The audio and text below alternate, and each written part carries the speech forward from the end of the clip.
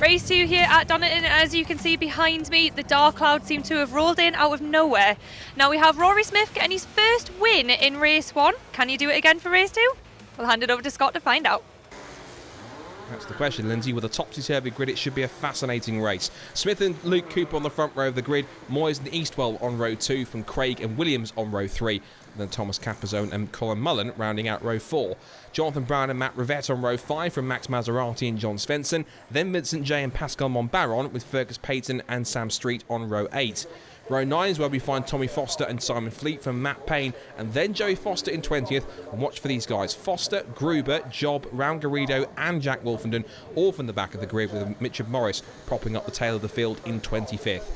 So fast guys at the back, fast guys at the front. Another 15 minutes of action under the dark clouds here at Donington Park. Red lights are up.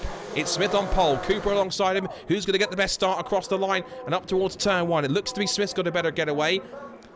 Moyes pulls alongside Cooper, who just about gets away in the second phase of the start. A couple of cars in the background already on the grass. That looks to be as if that's Nico Gruber and also Matt Rangarida. So the fast guys at the back of the field after their race run retirement are already trying to pick their way through the order.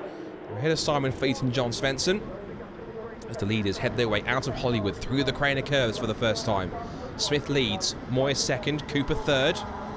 Then it's Michael Eastwell in 4th place, 5th for Carter Williams, 6th for Jake Craig, 7th for Capazone, 8th for Mullen, 9th for Brown, and up to 10th place after a good start is Max Maserati. And that's Vincent J. He's one of our front runners in the Club and Post 89 category.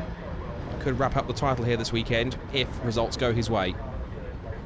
Leaders out of McLean's, up the hill once again towards Coppice, right at the top of the circuit. And then turning their way out to the opening apex onto the back straight.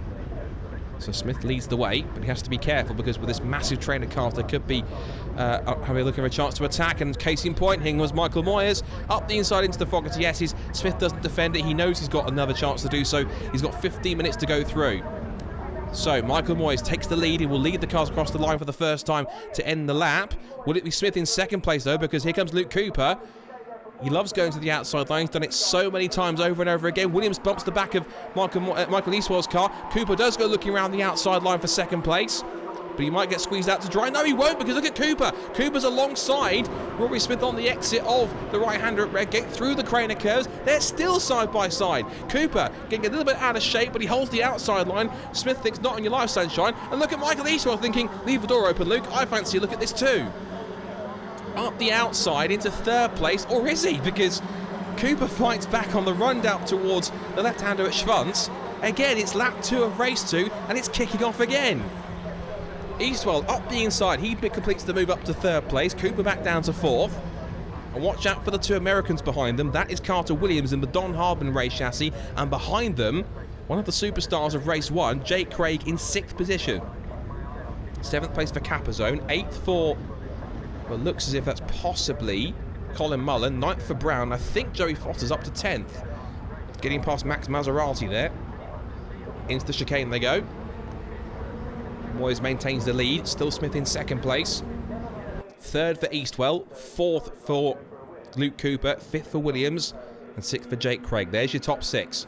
Breaking away already. Behind them, Capazone goes defensive as Colin Mullen plans an attack down the outside. And up the inside comes his Cliff Dempsey teammate, Jonathan Brown. They almost rub wheels. And right behind them, would you believe, is the flying Joey Foster. He's wasted no time to charge his way back up through the field from about 20th on the grid. He's made up 10 spots in 2 laps, which is vastly impressive. So now Moyes continuing to try and extend his lead here. Smith under pressure from Michael Eastwell. Likewise, Cooper having to fend off the threat from Carter Williams and Jake Craig. Back through McLean's again. All 6 of them all together. Eastwell has a look. Tries to force a mistake from Rory Smith, but the fact he's won a race already is going to be very much advantageous. Now up the inside for 5th position there went Jake Craig. So he's made up 1 spot on his fellow American driver. And they come back down towards the Fogarty S's. Cooper just lurking behind Michael Eastwell. They turn into the right-hander all together. The Super 6 all through the chicane as one. There's Luke Cooper, car number 6. Tucked underneath Michael Eastwell for 3rd place. For 7th place behind, you can see it is Colin Mullen ahead of Thomas Capazone. It's 9th for Colin Brown, but for how much longer? Because look at Joey Foster in the black car down the outside. Looks for the move, but he might find himself boxed in. He goes down the outside. I think there was contact between them. There was wheel-to-wheel rubbing, but I think Foster just got away with that. So a slightly forceful pass there from Joey Foster, but he's not hanging around. He means business. So his next target's going to be Thomas Capazone. Meanwhile, Jonathan Brown has to fend off his teammate Nico Gruber and Matt Rangarido. Rangarido runs wide. He comes under attack now from Max Maserati. There is Matt Rangarido, 27. And not too far away from them also is Matt Rivette as well in the white and orange car. I think he's the leading post-89 Clubman's driver by the looks of things. So this is the scrap now for the base of the top 10. 10th down to 14th, heading their way out through the right-hander at Coppice, and looking up the inside was Gruber on Jonathan Brown. Meanwhile, Foster is now at the back of this train as they head into the right-hander. Still Smith that leads, Moyes second, Eastwell third, Cooper into 4th position as Eastwell lines up his teammate, looks to the outside line. He wants 2nd place. It's going to be side by side for the Spectrums. Looks one way, darts back to the inside line, has it covered. And down into Redgate corner. Look at Luke Cooper. Cooper's going down the inside of the pair of them. That's impossible. Down the outside of Michael Eastwell. Can he get past Moyes as well? That is astonishing. Luke Cooper, ever the opportunist, sailed round the outside at Redgate corner. He's past Michael Eastwell in the slipstream of Michael Moyes. Eastwell looks back up the inside into the right-hander at the old hairpin. Luke Cooper says, nope, not going to happen. And in an astonishing display of racecraft, Luke Cooper's done it again. Up to 3rd place on Michael Eastwell. Now it's 5th for Jake Craig, 6th for Carter Williams. Goodness me, it really has kicked off again. Superb racing, and what a piece of racecraft there from Luke Cooper. Well, Jake Craig now fancies to look at 4th place. He's seen how it's done. He thinks, right, I fancy a crack at this too. And so does Carter Williams. Meanwhile, all of this, Rory Smith is thinking, am I going to get a challenge this afternoon? Come on, come with me, otherwise I'll just sail off in the distance. Down into the complex they come. Smith, Moyes, then Cooper, then Eastwell down to 4th. 5th place for Jake Craig. There he is, 1-2-1. Stars and stripes on the side pod of his race chassis. 6th for Carter Williams, 7th for Colin Mullen, and 8th place now for Joey Foster. He's got past Thomas Capazone. So he caught the Swift chassis. Now he's right behind the first of the 2 Team USA cars who'll come a cropper. Out of the right-hander at Redgate. Hasn't got through just yet, but Mullen doing well to hold him off in 7th place. Back into the crane of curves again. Cooper once again the meat in a Kevin Mills Spectrum chassis sandwich. All as one together. Look at this. Cooper is tucked under the gearbox of Moyes, but likewise has Eastwell breathing down his neck up towards McLean's. What's also interesting is that Jake Craig has maintained the position ahead of Carter Williams. He's also giving the American some substantial pressure. So these 5, incredibly, are so focused on each other. But look at Rory Smith. He's trying to check out here at the front of the field because he knows the harder that these 5 fight each other, the easier it is for him to carry on up the road and make a break. And they're going at it. Here's case in point. Up the inside for 3rd place is Michael Eastwell. And Cooper was smart there. He knew he was coming up the inside line, had to get out of the corner and say, look, after you, I'll get you back on the exit. Let's see what we've got this time. Look at Carter Williams. He's on the outside of Jake Craig. And Cooper might look to the outside again. He's done it once. Can he do it a second time? Williams looks to the outside of Jake Craig. Behind them, Colin Mullen, then Joey Foster, then Thomas Capazone, and behind them is Nico Gruber. And behind them a few seconds back in a lonely 11th place is Matt Rangarido. There he is at the bottom of the shot.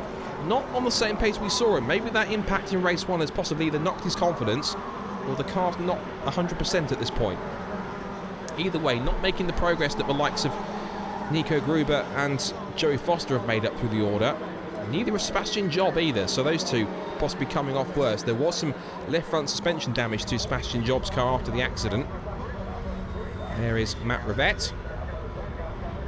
Out of McLean's, he's also ahead of Jonathan Brown. Good to see Matt back in the championship. He's made sporadic appearances.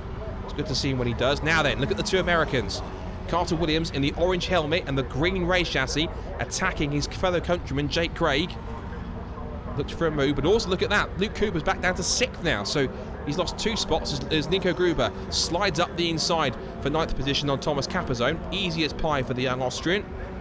And again, that was good racecraft from Kappa Zone, so he had to let him go. And look at this. I'm not sure Craig will let Carter Williams go. Down to the right-hander. Into Redgate corner. They almost touch wheels, and Jake Craig puts up a stern defence and says, not on your life, sunshine. And look at Cooper. Ever the opportunist thinking, leave the door open, that one, Carter, why don't you? I'll go to the outside. Here they come then. Down the Craner curves. Cooper looking for an avenue up the inside. This is for P5.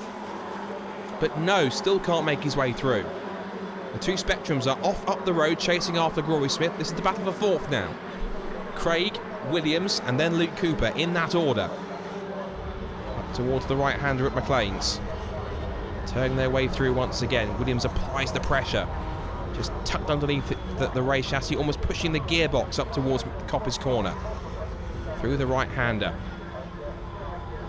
Onto the back straight they come once again. There's the top three. And look behind the battle for fourth, because look at Colin Mullen.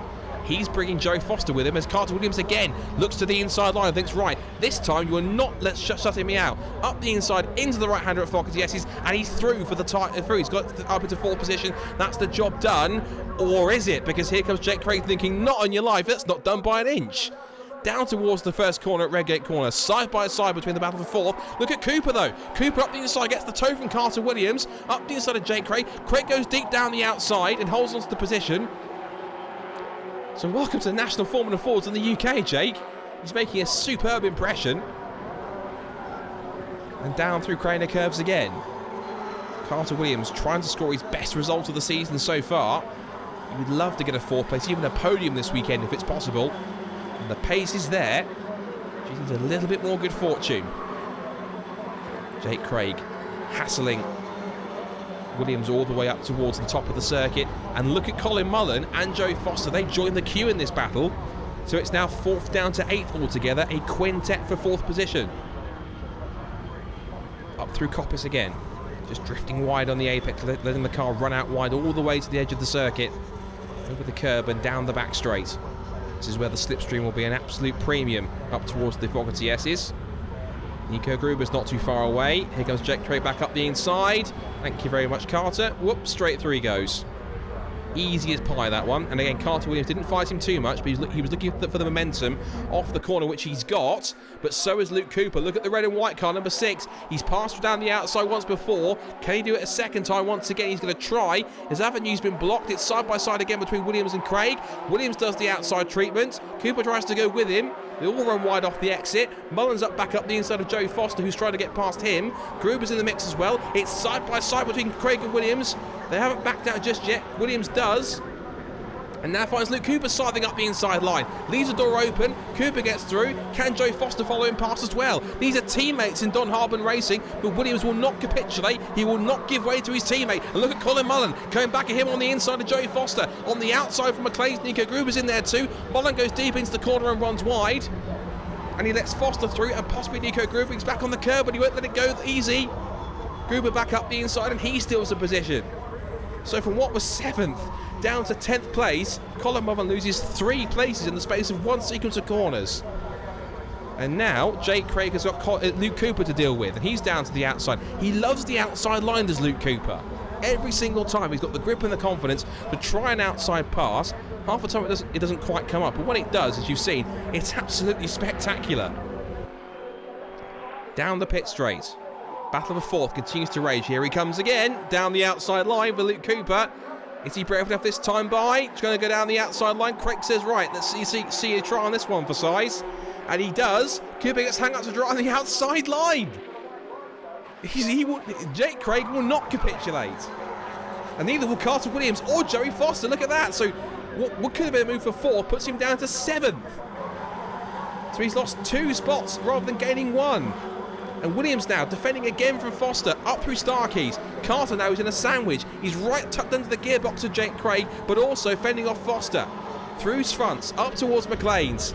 The Cooper now defending from Nico Gruber now for 8th position. What a superb race. Down towards Coppice corner. And meanwhile, a little more civilised at the front, but Rory Smith continues to lead. He's coming up behind Sam Street in one of the Club and Post 89 cars. Well done, Sam. That's good driving from him. He had lots of spatial awareness, let the leaders through. Has no effect on their league battle whatsoever. You say that though, look at this for second place. Side by side between the two spectrums. It's the last lap of the race. And now Rory Smith on the inside line has to defend the lead now into Redgate Corner. They turned through for the last time. It's Moyes in second. Eastwell in third. Eastwell will try and come back at him through Hollywood. And the two spectrums are at it again. Side by side, down the Craner curves.